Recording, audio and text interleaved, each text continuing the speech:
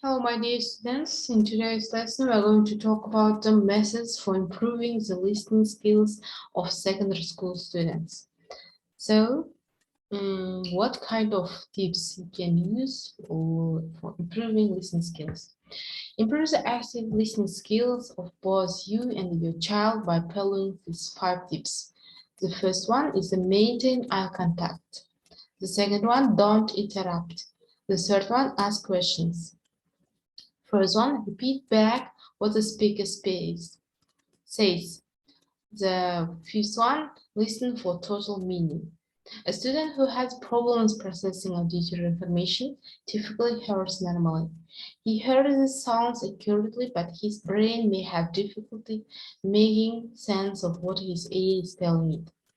Just as a child with a reading disability typically has good visual activity. But the problem interpreting visual symbols.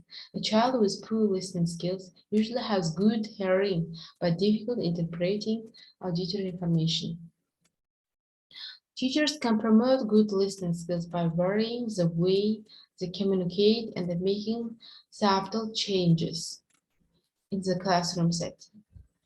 Simply telling the student with poor listening skills to listen or pay attention is usually not sufficient. The following strategies may help you deal more effectively with a student with poor listening skills, but also help foster understanding with your entire class. Active listening. What kind of activities you can show for your students? First of all, is the clarifying. The second is summarize, show interest, listen for feelings, observe non-verbal behavior, signal encouragement, proof, avoid interruption and reflect, avoid prejudice, use of open and closed questioning. So next one, what you can do. You can investigate possible reasons for his listening difficulty. His processing problem may signal the presence of another problem. For example, the child may have an ear infection, a hearing problem, or an attention deficit. Also consider whether he may be bored, distressed, or positional.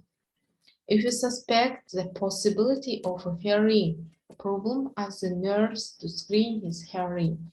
Bear in mind that the screening is a limited and superficial diagnostic tool, so he will require testing by an audiologist to definitely rule out a hearing problem. You may also want to request an evaluation from your school's speech language specialists to further pinpoint his difficulties. Sit as a student so as to optimize understanding. Place him near where you typically stand and away from the hallway door or window.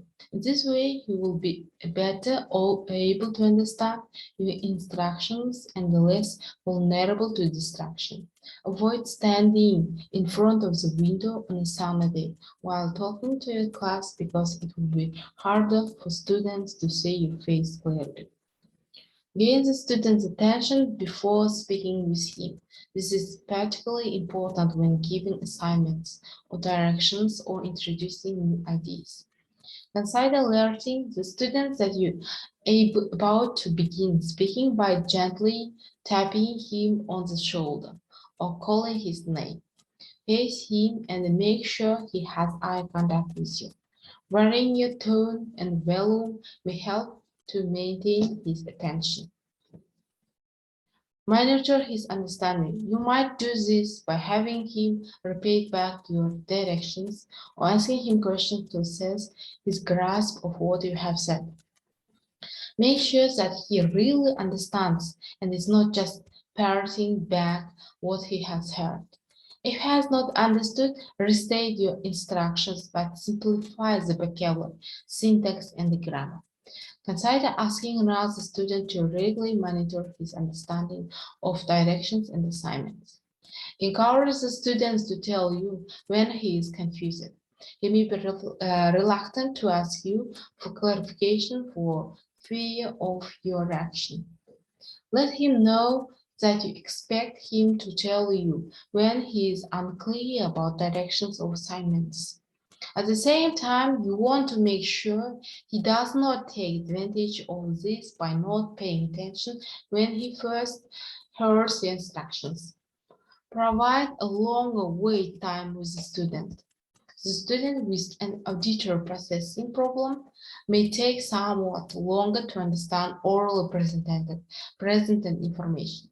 If so, wait a little longer for a response than normal after asking the student a question.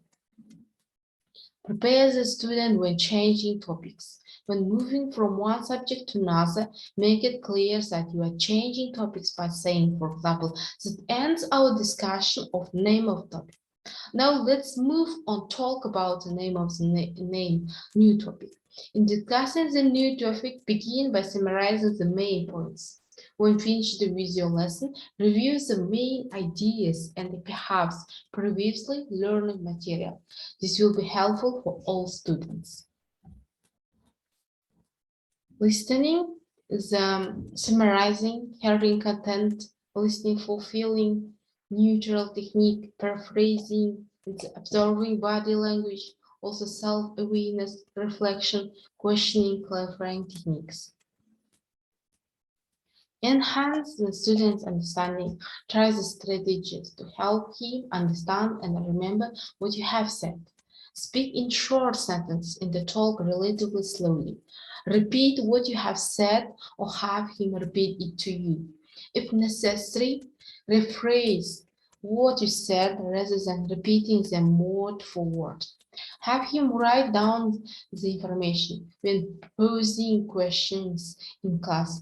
Give him 3 or 4 possible answers to choose from or ask questions with a number of correct answers. Supplement orally presented information with the written information. Reinforce what you are saying with gestures. Thank you for attention.